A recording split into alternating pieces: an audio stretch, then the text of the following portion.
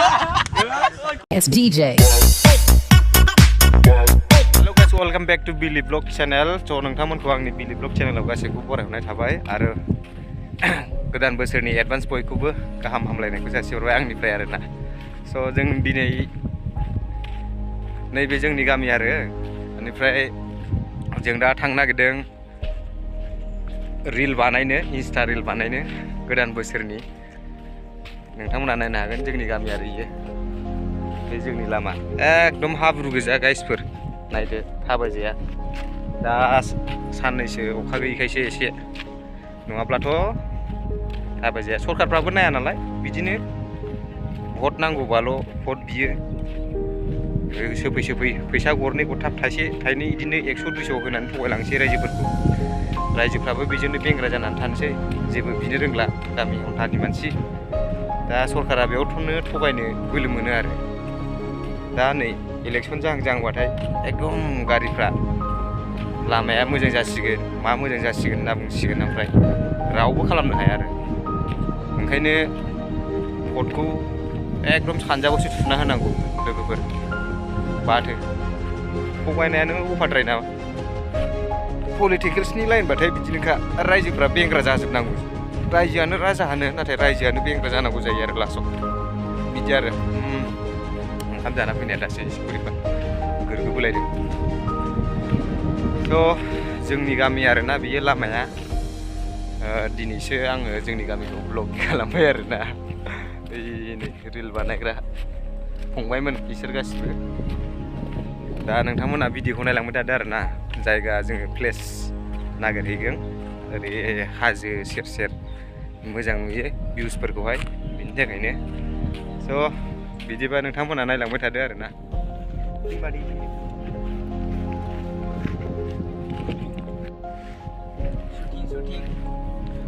Shooting time guys लोगोफोर नोंथांमोना नायदो जोंनि गामि खाथिनि भिउसखौहाय बेबायदि आरोना बेनिफ्राय लामाया नैबेजों ओरैहाय गामि दं बे गामि आरोना बिराद गोलाव आरोना जों गामिया ओरैहाय नायहरलाय बेनिफ्राय दा लामाफोरनि थाखायनो गारि मटर सालायनो हाया थांनो हाया बिदिनो जायो आरो दा नोंथांमोना फैनानै नायफैयोब्ला बिखा खामथावथाव मोनलायगोन आरो जायगाफोरखौ नायफैबा हाब दासिमबो बे जायगाया डेभेलप जायाखै होननानै आरोना बेनिफ्राय दा मा बुंनो उफाय गैया नै एबार इलेक्सन सफैसैलाय इलेक्सन टाइमावथ' नोंथांमोना मिथिखायो फैसा गरनै गरथाम होनोसै नायदो ओरैबायदि लेथ्रा जायगा आरो बेफोरो गामिखौनो गावबा गाव बोरैबा कन्ट्रल खालामनासो थायो आरोना जों लोगोफोर माने लामाफोरनि थाखाय लामाफोरा क्लियार जाबानो मोजां मोनो गोसोफोरखौ रायजोफोरनि सुबिदाफोर थांलाय फैलायनि सुबिदा लाइन कारेन्ट बायदिसिनानि सुबिदाखौ होनो हायोबानो बिराद सुख जायो आरो रायजोफोरनि थाखाय दा नै थांलाय फैलाय गारि गंसे लांजाया साइकेल गंसे सालायजाया बेफोरबायदि लामाया नायदो दा नोंथांमोना कमेन्टफ्राव एसे बुंहरदो नोंथांमोना मा खालामदों मा सानदों बिनि बागै सरखारखौथ' रायाबाबो बेनोखा नालाय दुखु मोनो आरोना होमबाबो थ' नोंथांमोना कमेन्ट्स बक्सआव कमेन्ट्स खालामबानो जाबाय आरोना भिडिअ लाबोनो नाजागोन आङो बिनि बागैबो दा आं ओरैनो ब्लगिं हिसाबै लामाखौ नोंथांमोननि सायाव शेयर खालामबाय आरोना जों गामि फाइनली गाइस हम लोग पहुंच गया है जहां हम लोग रील बनाने के लिए आया था उस जगह हम लोग पहुंच गए हैं देखो बस वो साइड में अभी हम लोग थोड़ा सा अच्छा लोकेशन ढूंढेगा उसके बाद हम लोग रील बनाना शुरू करेगा तो आप लोग देखते रहे ना हम लोग कैसे रील्स बनाता है इंस्टा रील मतलब कि हम लोग इतना भी नहीं बनाता है तो कभी कभी टाइम मिलने से हम लोग रील्स बनाते हैं तो आज हम लोग लोकेशन ढूंढने के लिए आया है इधर हम लोग का अच्छा लोकेशन है लेकिन तो देखिए गाइस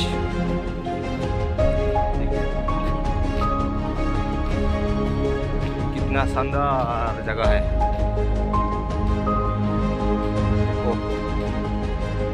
बहुत अच्छा लोकेशन है ना देखिए ना वहाँ पे भूटान का जो बॉर्डर है ना उधर से भी सामने थोड़ा सा बहुत अच्छा जगह है एंड देखो हम लोग उस साइड में जाएगा जो पैर दिख रहे हैं ना छोटा छोटा, तो उस साइड में जाएगा और लोकेशन को चेक करके देखूंगा, अगर अच्छा लगा तो हम लोग शूट करेगा।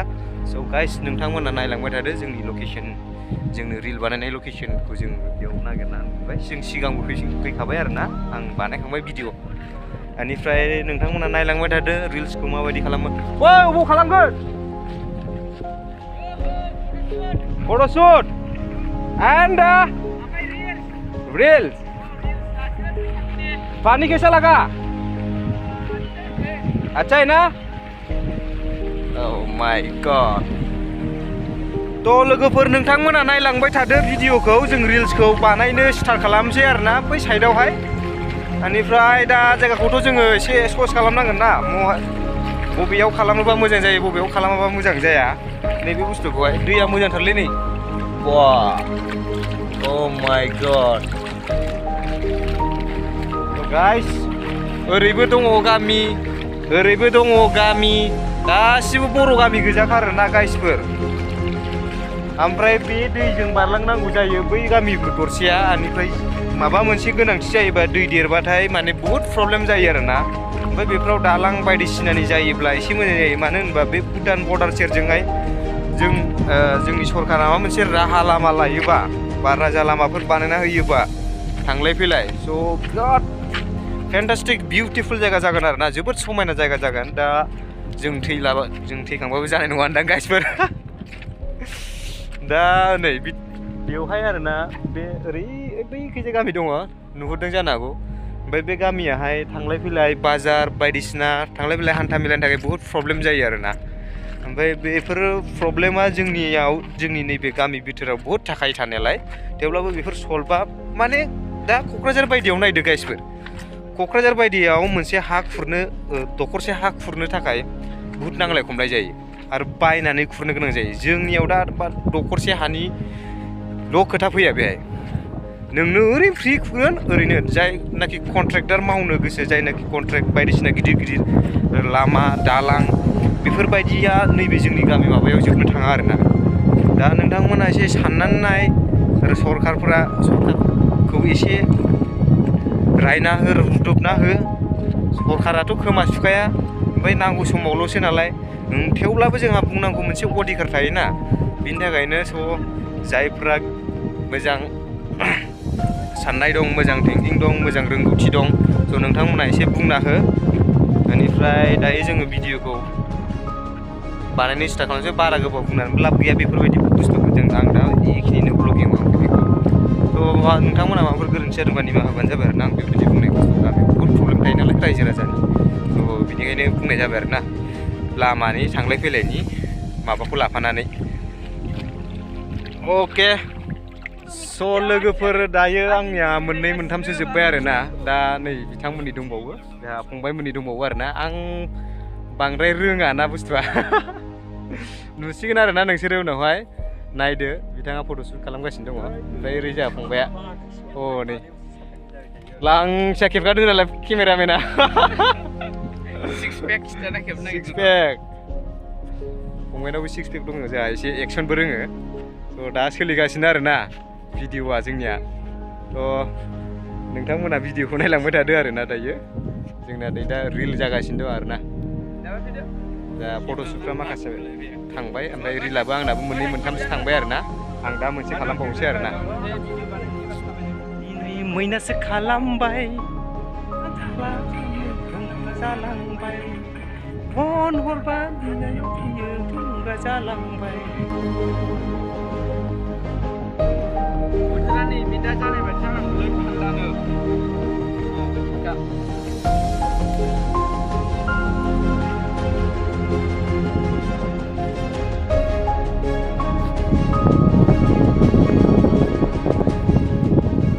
हम लोग का अभी रील्स ख़त्म हो गया।